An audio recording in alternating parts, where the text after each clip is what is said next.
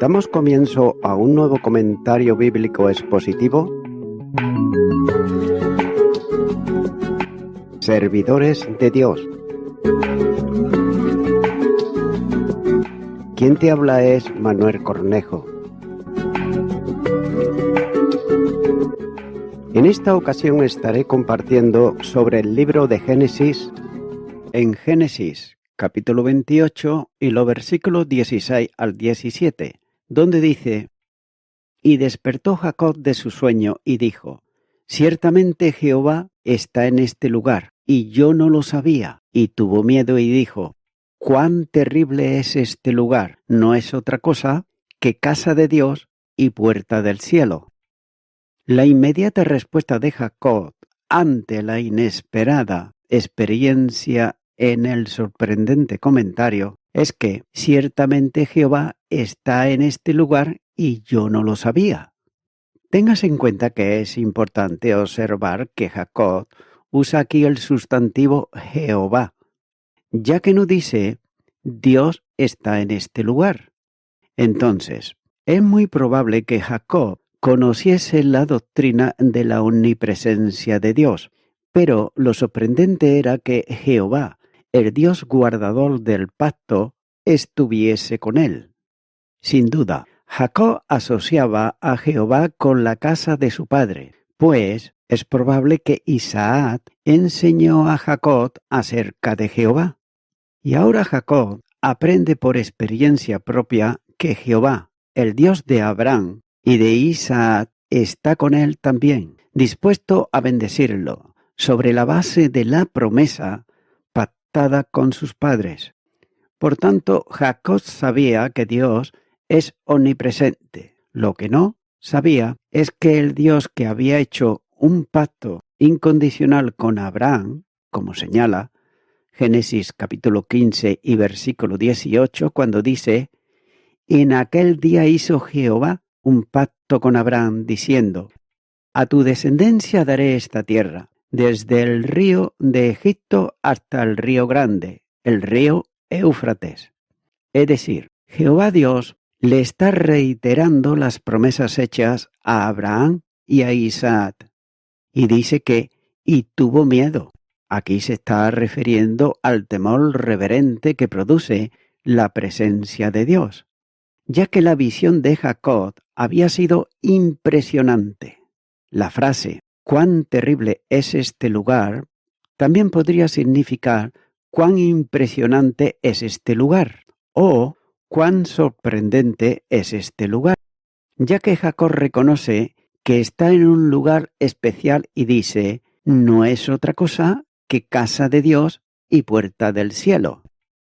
El comentarista Roth opina sobre esto y dice: Jacob se dio cuenta que aquel lugar era un lugar santo, cuando dijo: «Cuán impresionante es este lugar. Esta no es otra cosa sino la casa de Dios y esta es la puerta del cielo».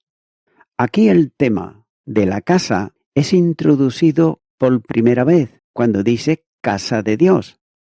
Al usar ese término, Jacob designa el lugar como un santuario, ya que no había allí una casa literalmente hablando, ni tampoco una puerta. Pero ahora sería conocido como un lugar donde la gente puede tener acceso a Dios y donde Dios puede ser adorado. Él ha visto a Dios en los cielos, y la casa de Dios en la tierra era la puerta de los cielos. Fin del comentario. Fin de la cita de Ross.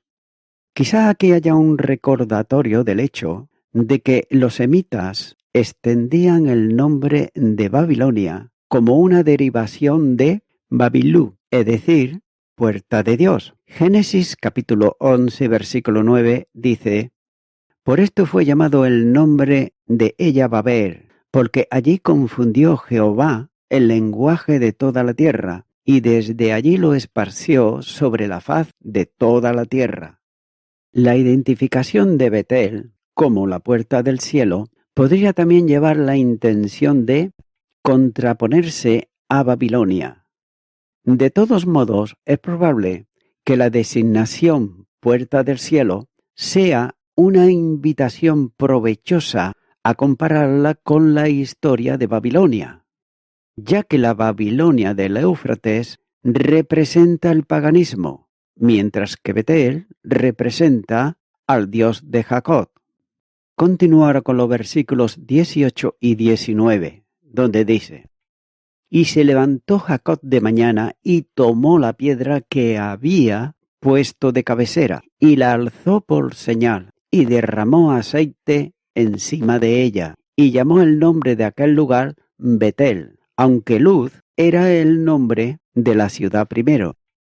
A la mañana siguiente Jacob se levantó y tomó la piedra que había usado como cabecera y colocó un pilar como memorial para recordar aquel conmovedor acontecimiento.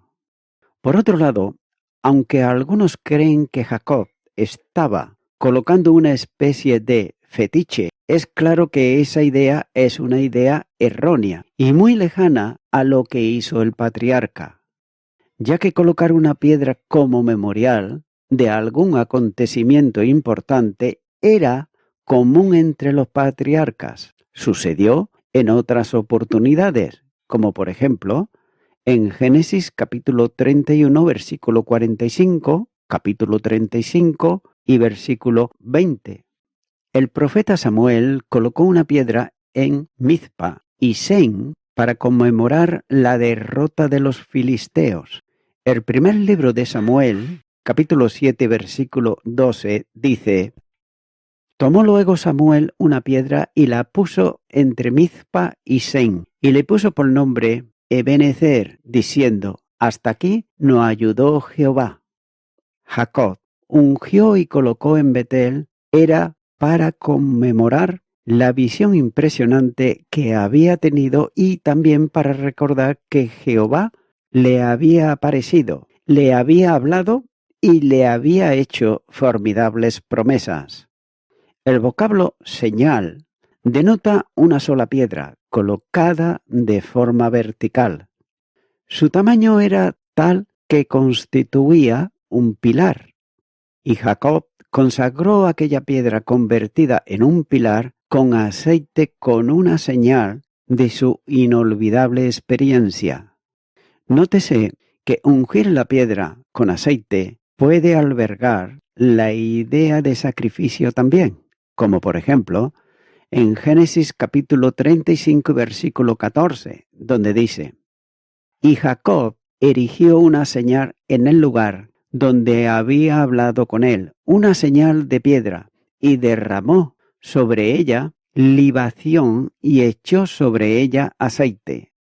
Continuará con los versículos 20 al 22, donde dice: E hizo Jacob voto diciendo: Si fuere Dios conmigo, y me guardare en este viaje en que yo voy, y me diere pan para comer, y vestido para vestir, y si volviere en paz a casa de mi padre, Jehová será mi Dios, y esta piedra que he puesto por señal será casa de Dios, y de todo lo que me dieres, el diezmo apartaré para ti. Este capítulo termina con el voto hecho por Jacob a Jehová. Este es el voto más largo registrado en el Antiguo Testamento. Este voto fue la manera como Jacob expresó su compromiso de adorar a Dios.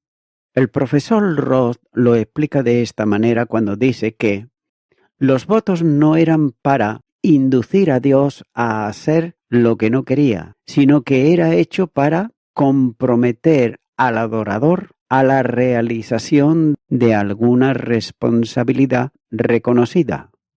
Jacob hizo su voto sobre la base de lo que Dios le garantizó que haría. Es decir, Jacob confiaba en la palabra de Dios y se comprometía a reciprocar con su misma dedicación.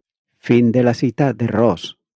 Es por eso que Jacob da por sentado que Dios cumplirá fielmente todo lo que le ha prometido. Jehová Dios estaría al lado de Jacob, lo protegerá de todo peligro, proveerá para todas sus necesidades y a la postre lo llevará de regreso a Beerseba, es decir, a la casa de Isaac y Rebeca. Jacob no intenta negociar nada con Jehová Dios, sino que confiaba plenamente en la promesa de Dios registrada en el versículo 15 y también en los versículos 20 y 21. Es por eso que tenemos una expresión de su total confianza en el Dios de Abraham y de Isaac. El voto de Jacob no es una expresión de duda, ni una manera de persuadir al Señor, sino que era una demostración de su gratitud a Dios y un reconocimiento de que el Dios fiel cumplirá todo lo que ha prometido sin faltar a nada. Tengas en cuenta que Dios confirmaría que ha recibido con satisfacción la adoración y la devoción de Jacob hacia él, supliendo todas sus necesidades y además guardándolo desde su salida hacia Padán Aram hasta su regreso a Beerseba. Jacob está confiado en que volvería en paz a la casa de su padre. Génesis 28 y versículo 21 dice: «Y esta piedra que he puesto por señal será casa de Dios, y de todo lo que me dieres, el diezmo apartaré para ti». Génesis capítulo 18, versículo 22. Evidentemente, Jacob está totalmente seguro de que Dios ha de cumplir su compromiso de bendecirlo, como señalan los versículos 13 al 15. De modo que declara la piedra o pilar que ha colocado por señal será casa de Dios. Es decir, Jacob promete regresar a ese sitio de su gran encuentro con Jehová, Dios, para adorar y mostrarle gratitud al Dios soberano que le ha dado tan sorprendente revelación. La frase, «el diezmo apartaré para ti», es una señal de que Jacob reconoce la grandeza de Dios. Nótese también que Abraham reconoció la grandeza de Melquisedec y le dio a Abraham los diezmos de todo. Génesis capítulo 14, versículo 20. Pero el hecho de que Jacob prometa apartar el diezmo para Dios es una muestra de gratitud y también de adoración. Es decir, Jacob muestra su gratitud y también su sumisión a Jehová Dios a través de la entrega del diezmo.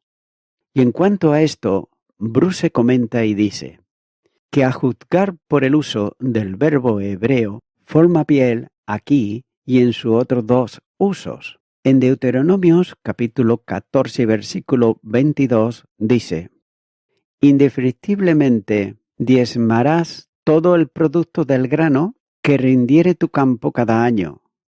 Y también en Nehemías capítulo 10 versículo 37 dice que traeríamos también las primicias de nuestras masas y nuestras ofrendas y del fruto de todo árbol, y del vino y del aceite para los sacerdotes, a las cámaras de la casa de nuestro Dios, y el diezmo de nuestra tierra para los levitas, y que los levitas recibirán las décimas de nuestras labores de todas las ciudades. En contraste con su obra formal, podría significar que Jacob se propone diezmar sus ganancias regularmente, no dar solo una ofrenda de devoción. Fin de la cita de Bruce.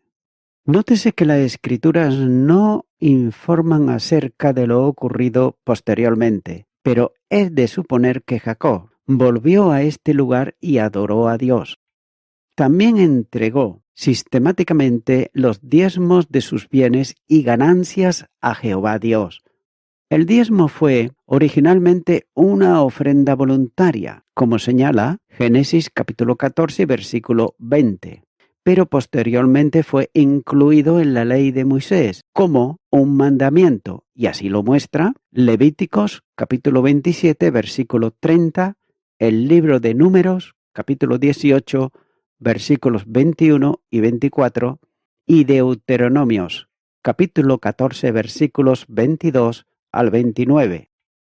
Y a modo de resumen, en cuanto a este capítulo 28, de los versículos 1 al 22, está registrando aquí la conmovedora visión de Jacob que tuvo de Jehová Dios en Betel, donde soñó con una escalera, cuya base estaba firme en la tierra, pero sin embargo alcanzaba hasta los cielos.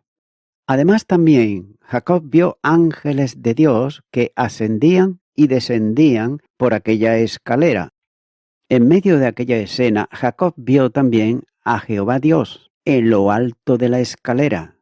Y allí el Señor le reitera a Jacob que le daría las bendiciones del pacto abránico, incluyendo la tierra de Canaán. Además, Dios promete dar a Jacob una descendencia tan numerosa que abarcará los 4 puntos cardinales. También el Señor promete estar con Jacob, guardarlo por donde quiera que fuere y traerlo de nuevo a la tierra prometida. Por su parte, Jacob reconoce la grandeza impresionante y conmovedora de aquella revelación y también la presencia del Señor en aquel lugar. El patriarca llama a aquel lugar casa de Dios y puerta del cielo. Y allí Jacob alzó una señal como recordatorio de aquella experiencia y le puso por nombre Betel, es decir, casa de Dios.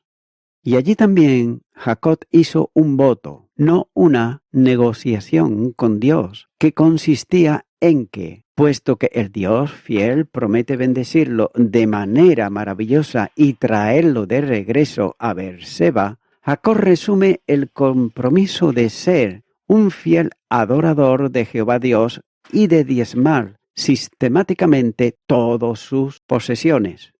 Amigo y amiga oyente, una persona no puede hacer negocios, ni tampoco cambalaches o trueques con Dios, ya que de ninguna de las maneras se puede hacer esa clase de tratos con Dios de ninguna manera. Sin embargo, muchísimas personas, aún en el día de hoy, dicen que servirán al Señor si Él hace tal o cual cosa por ellos. Entonces sí que le servirán, pero si no, se lo pensarán. Pero mi amigo y mi amiga oyente, esto es un error, porque Dios va a seguir siendo Dios y tú vas a seguir siendo una persona pecadora y que necesitas del perdón de Dios. Esto está bien claro.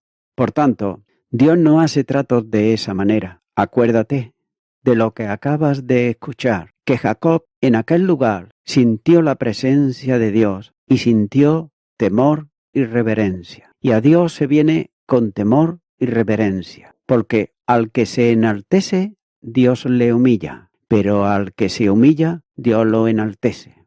Es por eso que es por su misericordia que tú puedes acercarte a Él por medio de Jesucristo, ya que fue Él, Jesucristo, el que dio su vida en la cruz del Calvario por tus delitos y por tus pecados. Por tanto, mi amigo, mi amiga oyente, te animo en este momento a que tú puedas acercarte a Cristo y aceptarle en tu corazón como tu Salvador. Pero a fin de cuentas, eres tú quien debe de tomar la decisión. Yo estaré haciendo una oración. Si tú lo crees de verdad en tu corazón, repite conmigo y di: Dios eterno, vengo ante ti, confesando que soy una persona pecadora, no haciendo tratos contigo a mi manera, sino aceptando en mi corazón aquel que dio su vida en la cruz del Calvario por mis pecados. Te pido perdón por todos ellos y me arrepiento y te acepto ahora a ti, Señor Jesucristo, como mi Salvador. En tu nombre, amén.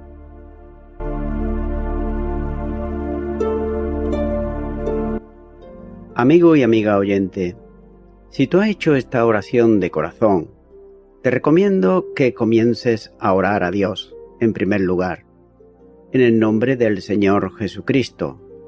Orar a Dios no es rezar, sino que es hablar con una persona. También te recomiendo que leas la palabra de Dios y lo hagas a diario. Comienza, por ejemplo, con el Nuevo Testamento. Y también, por último, te recomiendo que para que puedas crecer espiritualmente, te congregues en una iglesia cristiano-evangélica, donde se predique, se enseñe y se practique la sana doctrina y la palabra de Dios. Congrégate ahí y con el tiempo podrás crecer espiritualmente y también servir al Señor Jesucristo. Que Dios te bendiga. Y a toda la audiencia, nuevamente ya me estoy despidiendo de todos ustedes y será hasta el próximo programa. Que Dios os bendiga a todos.